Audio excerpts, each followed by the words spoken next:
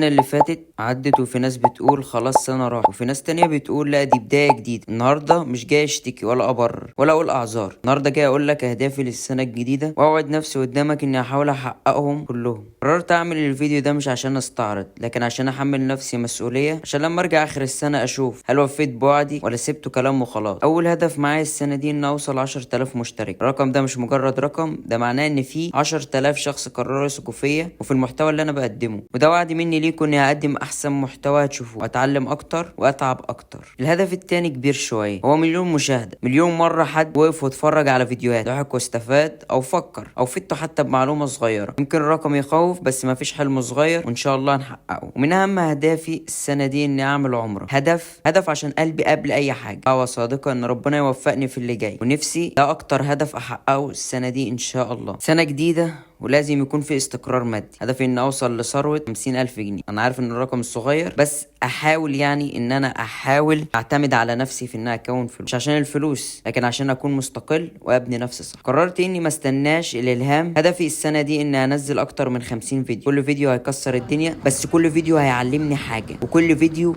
هتعب عليه اكتر من اللي قبله عشان اقدم احسن محتوى. عايز مشاهدات وخلاص، عايز قاعدة جماهيرية حقيقية تتفاعل وتنتقد وتكبر معايا خطوة بخطوة. اكيد الطريق مش سهل، هيكون في تعب وكسل وايام نفسيتها وحشة. الفرق السنة دي اني هكمل ان شاء الله مهما كانت الظروف. ولو وصلت لحد هنا يبقى انت جزء من الرحلة. سبت عليه وقول لي ايه هدفك السنة دي وان شاء الله نحققه سوا. ودعم القناة بالاشتراك عشان نشوف اخر السنة حققنا ايه. بحبكم، وما تنسوش تبقوا جزء من الرحلة تحقيق الاهداف، وتشترك في القناة. في فيديو جديد، سلام.